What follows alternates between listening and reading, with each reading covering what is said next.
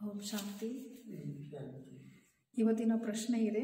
आज का प्रश्न है सफलता मूर्त बनने के लिए क्या करना है। ಸಫಲತೆ ಮೂರ್ತಿ ಆಗಬೇಕು ಅಂದ್ರೆ ಏನು ಮಾಡಬೇಕು ಅಂದ್ರೆ ನಮ್ಮ ಜೀವನದಲ್ಲಿ ಸಫಲತೆಯನ್ನು ಪಡಿಬೇಕು ಅಂದ್ರೆ ನಾವು ಏನು ಮಾಡಬೇಕು। उत्तर है बदला नहीं लेना लेकिन स्वयं को बदल के दिखाना है, बदलना है। महावीर बनना अर्थात मल्लयुद्ध करना नहीं है। मल्लयुद्ध करना माना अगर कोई बात कोई ने कही तो उसके प्रति संकल्प चलते रहेंगे तो क्या किया, यह क्या किया, यह क्यों किया, ये ऐसा नहीं करना था। इसको ही कहा जाता है मन से वाचा से मल्लयुद्ध करना। उत्तर ಇದೆ ಅನ್ಯರಿಗೆ ನಾವು ಹೆದರಿಸೋದು ಅಲ್ಲ, ಅನ್ಯರಿಗೆ ಜೊತೆಲಿ ಯುದ್ಧ ಮಾಡೋದಲ್ಲ, ಆದ್ರೂ ತಂದೆ ಏನು ಹೇಳ್ತಿದ್ದಾರೆ, ಅನ್ಯರಿಗೆ ಪರಿವರ್ತನೆ ಮಾಡೋದಲ್ಲ, ಆದ್ರೂ ತಾನೂ ಪರಿವರ್ತನೆ ಆಗೋದು, ಸ್ವಯಂಗೆ ಪರಿವರ್ತನೆ ಮಾಡ್ಕೊಳ್ಳೋದು। ಮಹಾವೀರ್ ಆಗೋದು ಅರ್ಥಾತ್ ಬಲಶಾಲಿ ಆಗೋದು ಅರ್ಥಾತ್ ಮಲ್ಲ ಯುದ್ಧ ಮಾಡೋದಲ್ಲ, ಮನಸ್ಸಲ್ಲಿ ಯುದ್ಧ ಮಾಡೋದಲ್ಲ, ಆದ್ರೂ ಮನಸ್ಸಿನ ಯುದ್ಧ ಅರ್ಥಾತ್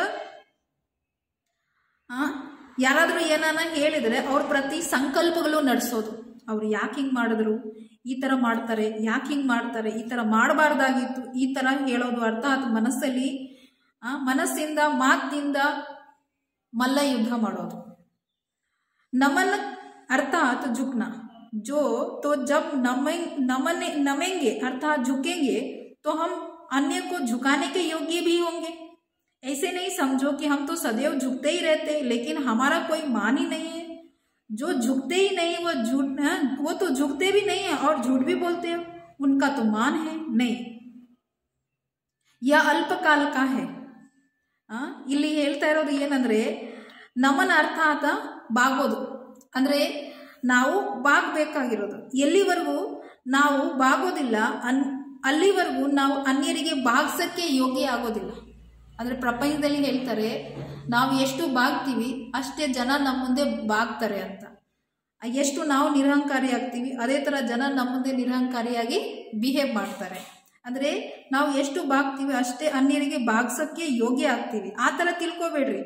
ಅಯ್ಯೋ ಯಾವಾಗ್ಲೂ ನಾನೇ ಬಾಗೋದಾ, ಆದ್ರೂ ನನಗೆ ಯಾವುದೇ ಗೌರವ ಇಲ್ಲ, ನಾನು ಯಾವಾಗ್ಲೂ ನಾನೇ ಬಾಗ್ತಾ ಇರ್ತೀನಿ, ನನಗೆ ಬೆಲೆನೇ ಇಲ್ಲ ಅಂತ। ಅವರಂತೂ ಬಾಗೋದೇ ಇಲ್ಲ, ಮಾತ್ರ ಸುಳ್ಳು ಹೇಳ್ತಾ ಇರ್ತಾರೆ, ಆದ್ರೂ ಅವ್ರಿಗೆ ಅಷ್ಟೊಂದು ಗೌರವ ಇಲ್ಲ ಅಲ್ಲ, ಅದು ಅಲ್ಪಕಾಲದ ಗೌರವ ಇರೋದು, ಸ್ವಲ್ಪ ಸಮಯ ಆ ಸಮಯಕ್ಕೋಸ್ಕರ ಮಾತ್ರ ಗೌರವ ಇರೋದು। ಆದ್ರೂ ನೀವು ದುರಾನದೇಶಿ ಇದ್ದೀರಾ, ದೂರವರೆಗೂ ನೋಡೋರಾಗಿದ್ದೀರಾ, ದೂರವರೆಗೂ तीक्ष्ण बुद्धि, दूरवर्गू नोड़ो बुद्धि इट्ಕೊಂಡಿದ್ದೀರಾ। लेकिन आप तो दुरानदेशी रखो ना, देश का बुद्धि रखो ना। यहाँ जितनों के आगे झुकेंगे अर्थात नम्रता के गुण को धारण करेंगे तो सारा कल्प ही सर्व आत्माएं मेरे आगे नमन करेंगे।